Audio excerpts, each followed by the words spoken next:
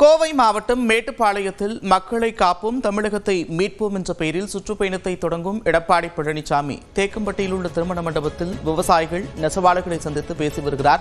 அதன் காட்சிகளை நேரலையில் பார்க்கலாம். தண்ணி எடுக்கிறோம், கீழே எல்லாம் அப்படி கிடையாது.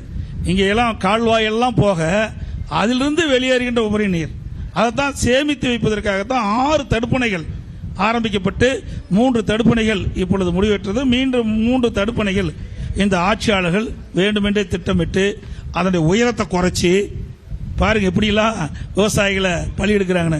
நான் கிட்டத்தட்ட நல்ல உயரமா அந்த உபரி நீர் வீணாகக்கூடாதுன்றதுக்காக போட்டேன். அந்த எஸ்டிமேட்லாம் குறைச்சி அதை குறைச்சி இப்போ அந்த தடுப்பணை கட்டிட்டு இருக்கிறாங்க. இருந்தாலும் நீங்கள் வைக்கின்ற கோரிக்கை நாங்கள் ஏற்கனவே தொடங்கப்பட்டது என்பதை மீண்டும் ஒருவரை தங்களுடைய கவனத்துக் கொண்டார். நீங்கள் பொதுப்பணித்துறை அமைச்சராக இருந்தவர், உங்களிடத்தில் நான் பேசுவதற்கு அதிகம் இல்லை. ஆகவே அடுத்தது செங்கல் கால்வாயினுடைய சங்கத்தினுடைய தலைவர், மேட்டுப்பாளையம் தாலுகா செங்கல் கால்வாயினுடைய தலைவராக இருந்த 84 இருந்து நாங்கள் செங்கல் உற்பத்தி செய்கிறோம். இந்த பகுதி பத்திரகாளியம்மன் கோயில் பகுதி செங்கல் உற்பத்திக்கு மிக முன்னோடியாக இருந்தது. ஒரு 60-70 ஆண்டுகளுக்கு முன்பாக இங்கே தான் செங்கல் உற்பத்தி நடந்தது.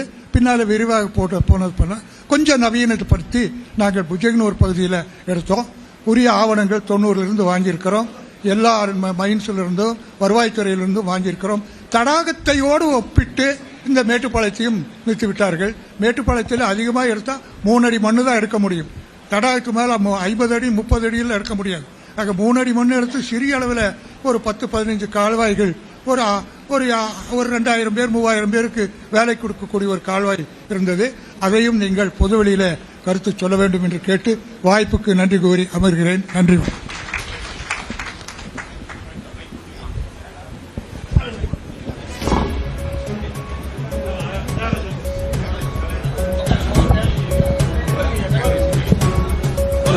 பெருமதிப்புக்குரிய அகில இந்திய பொதுச் செயலாளர், பெருமதிப்புக்குரிய அகில இந்திய பொதுச் செயலாளர் அருமையான எடப்பாடி பழனிசாமி அவர்களுக்கு எங்கள் நிறுவன தலைவர் நாராயணசாமி நாயனுடைய சங்கத்தின் சார்பாக உங்களுக்கு பாராட்டுதலும் நன்றியும் தெரிவித்துக் கொள்கிறோம். எங்கள் மனதில் உள்ளதெல்லாம் நீங்கள் வடித்த 2ஆம் கட்டம் அதையும் ஏற்பாடு செய்து விரிவான திட்ட அறிக்கை அதுவும் தயாரி செய்யப்பட்டு அதற்கு தேவையான எவ்வளவு நிதி என்பதையும் கணக்கிடப்பட்டு ஆட்சி மாற்றம் ஏற்பட்டு போச்சு. அதனால தான் முடியல, வேற ஒன்றும் கிடையாது.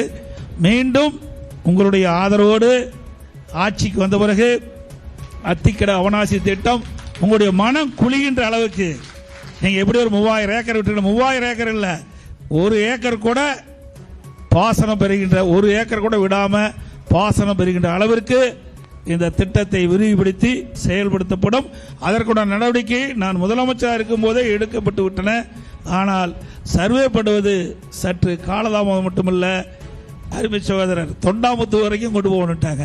அதுக்கு பக்கத்தில் கவண்டம்பாளையத்தில் இருக்கிறவங்க எங்களுக்கெல்லாம் குடிக்கிறதுக்கே தண்ணி இல்லை, ஆத்தோரம் இருக்கிறவங்களே அந்த தண்ணியெல்லாம் வந்து யூஸ் பண்ணுறாங்க, எங்களுக்கு விரிவுபடுத்தினாங்க.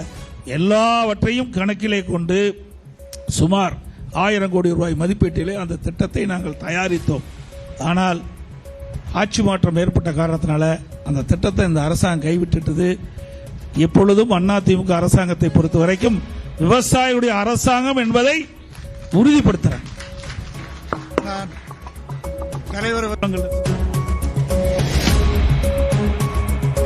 மக்களை காப்போம் தமிழகத்தை மீட்போம் என்ற தலைப்பில் சுற்றுப்பயணத்தை மேற்கொள்ள இருக்கக்கூடிய அதிமுக பொதுச் செயலாளர் எடப்பாடி பழனிசாமி விவசாயிகள் மற்றும் நெசவாளர்களை சந்தித்து குறைகளை கேட்டறிந்து வருகிறார். அந்த காட்சிகளை நேரில் பார்த்தோம்.